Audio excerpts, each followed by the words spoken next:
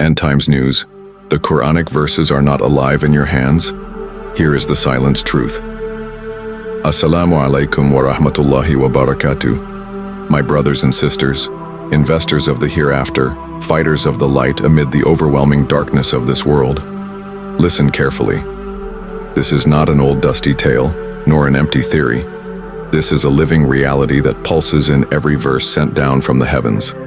Allah says in Surah An-Nisa, verse 174, Ya ayyuhan nasu qad ja'akum burhanun min rabbikum wa anzalna ilaykum nuran mubinan.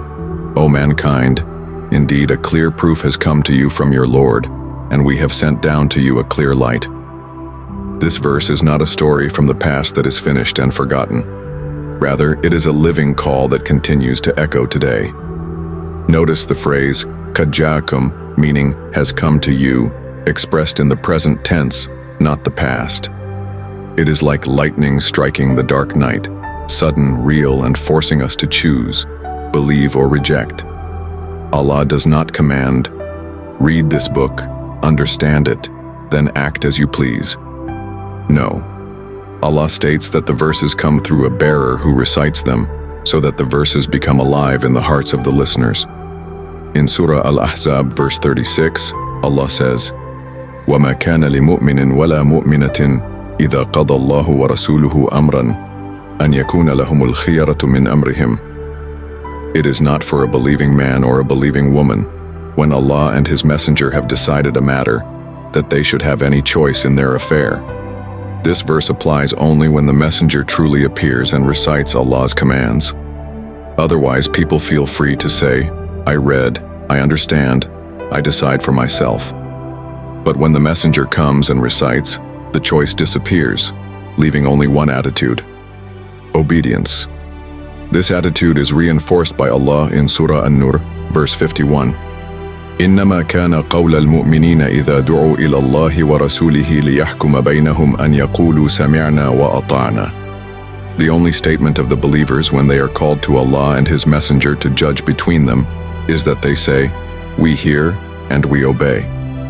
The phrase سمعنا وأطعنا, سمعنا وأطعنا, is not mere words.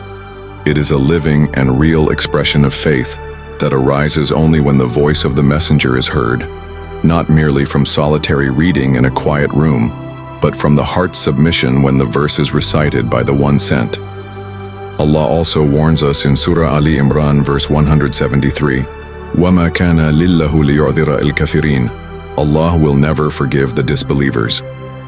Disbelievers here are not only those who rejected Prophet Muhammad in the past, but anyone who rejects the bearer of the verse in their own time.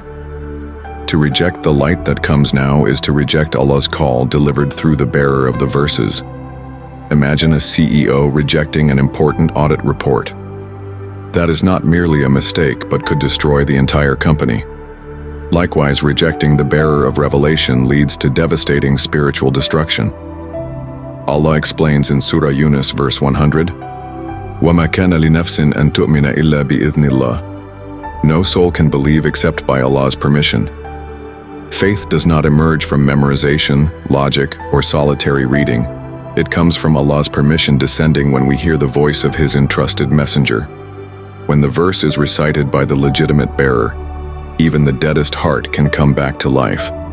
In Surah Al-Anfal, verse 2, Allah says, وَإِذَا تُلِيَتْ عَلَيْهِمْ آيَاتُهُ زَادَتْهُمْ إِيمَانًا. And when His verses are recited to them, it increases their faith.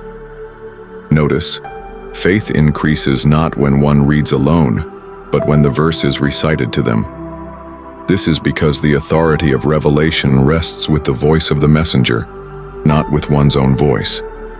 Allah further affirms in Surah Al-Anfal, verse 33, وَمَا كَانَ لِلَّهُ لِيُعْذِبَهُمْ وَأَنْتَ فِيهِمْ. Allah will not punish them as long as you, the messenger, are among them. The messenger is not a symbol or a memory of the past, but a real presence holding back Allah's torment. If the world feels increasingly shattered, ask yourself, is the messenger still among us? Or do we only have the book without the bearer who brings the verses to life? The presence of the messenger is the license that activates the Qur'an system. Without the messenger, the Qur'an is just a dead book, like software without a license key. Allah says in Surah Al-Baqarah, verse 151, كَذَلِكَ جَعَلْنَا لَكُمْ فِي الْكِتَابِ مَعْنًا أَن تَسْمَعُوا. Thus, we have made for you in the book an instruction that you may listen. Listening is not merely passive, but active submission and obedience. If you read the Qur'an but your heart remains dead, perhaps it is because you have not received Allah's permission to hear the verses from the legitimate bearer.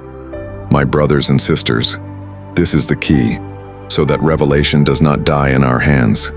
Do not be merely passive readers, but become active listeners who enliven Allah's words through submission and obedience to the Messenger.